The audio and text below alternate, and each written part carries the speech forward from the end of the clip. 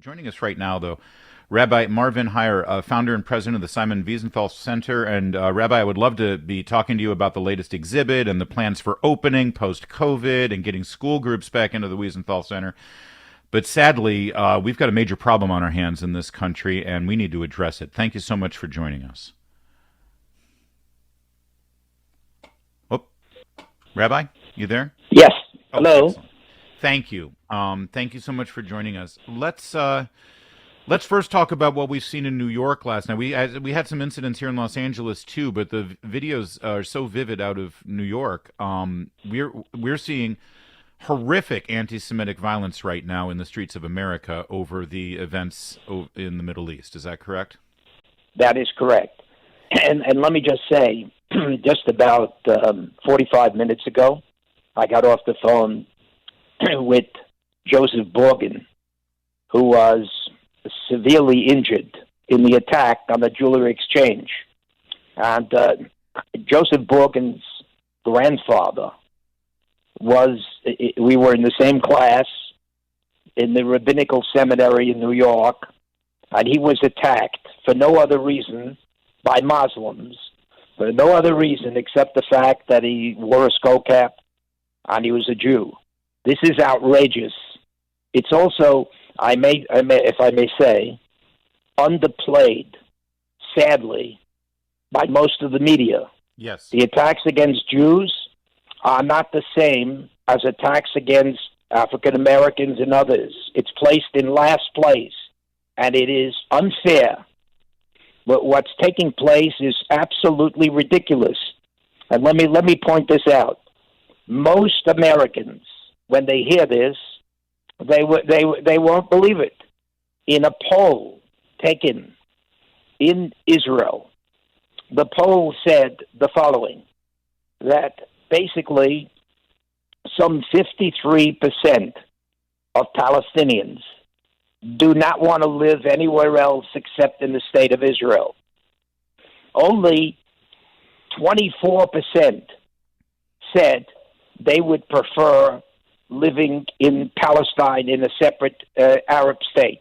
This is also underreported, which means why do the majority of Palestinians want to live in the state of Israel if the state of Israel is that bad? Yeah. How come the majority doesn't say, you know what, we would love to live in a place called Palestine and do away with Israel? That's what the general public would think, that the majority is certainly going to say they want to live in Palestine because Rabbi, they know that Israel is a democracy. I have been saying it all week. The state of Israel is the freest, most democratic, most diverse, most tolerant country for Arabs, for Muslim Arabs in the Middle East. Forget it. I mean, for anyone can live there, and the fact that there is even some level of equivocation between the two sides of this argument in the Middle East right now. It's so obvious who is on the right side of this, Rabbi,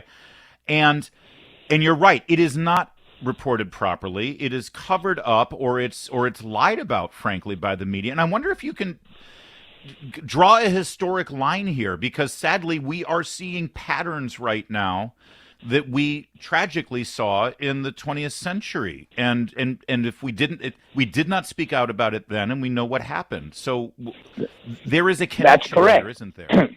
Absolutely, and there are many connections.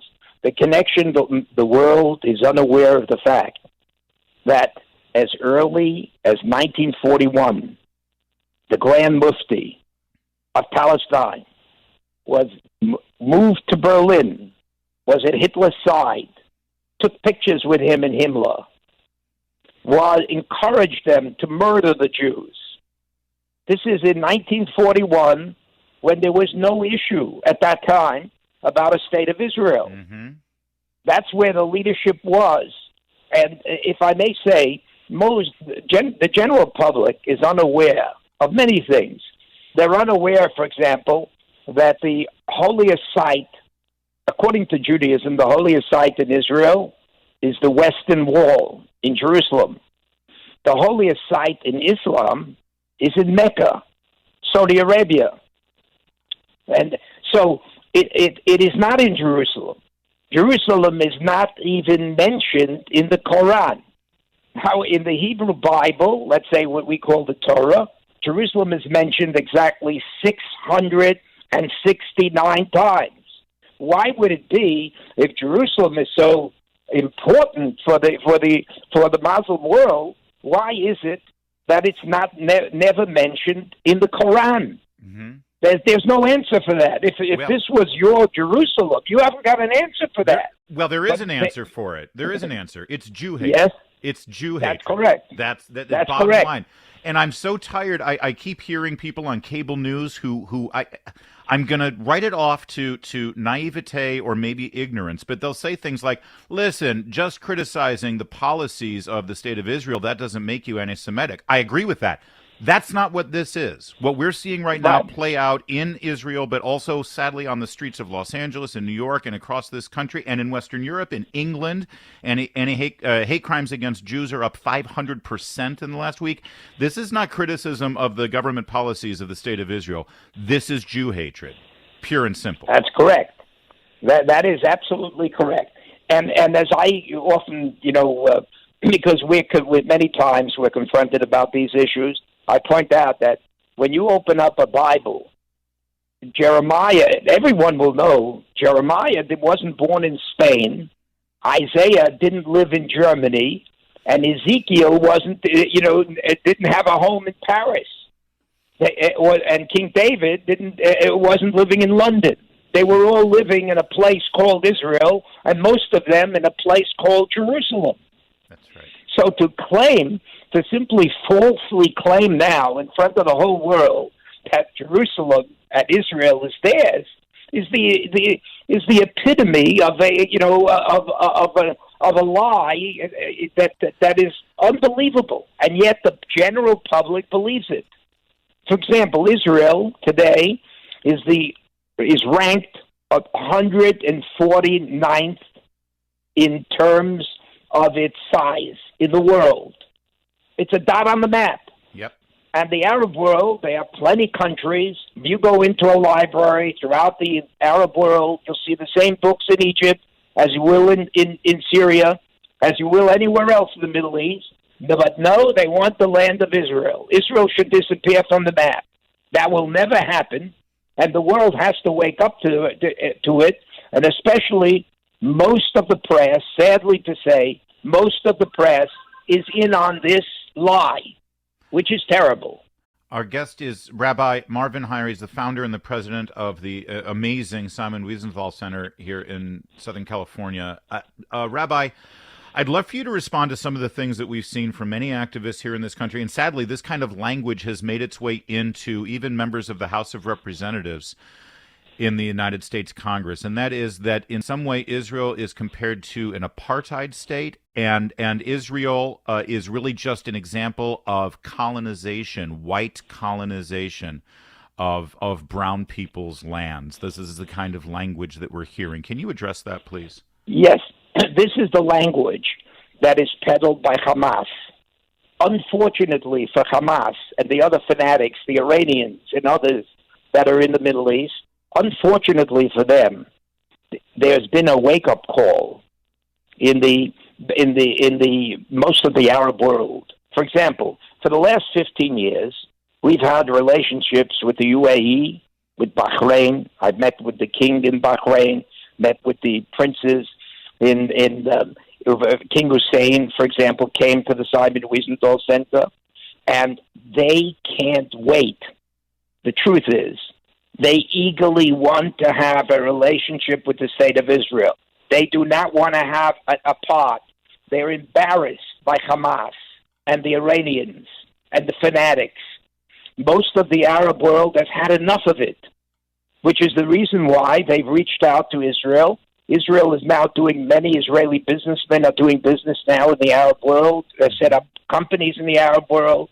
The Arab world is saying to themselves, we've had enough of the lies of Hamas, of launching rockets, having your headquarters in a building where some of the media is, so that you could you're praying that that Israel will not retaliate, because how can they retaliate when the media has office in the same building where the Hamas leaders are plotting their next attack on Israel? Mm-hmm. The world has to wake up to this. And my main point is, in the Arab world, I know.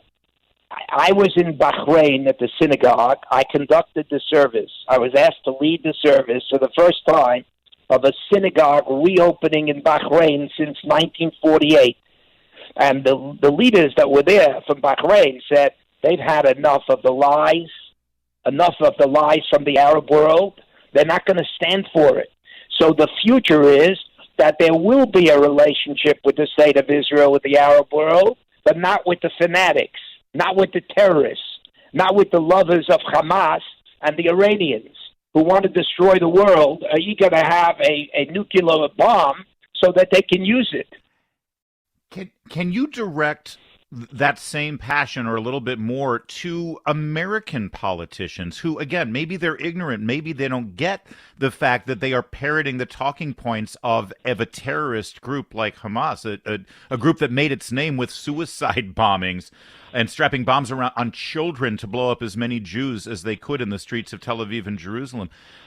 I think that there's a special level of concern here because this used to be a bipartisan thing, Rabbi. Americans of all stripes, one thing we could agree on in this country was our support for this country. And I have to say, I'm embarrassed when I listen to Bernie Sanders, hear what he has to say, and AOC and all the others. It's ridiculous. It's outrageous. I mean, the state of Israel is a democracy.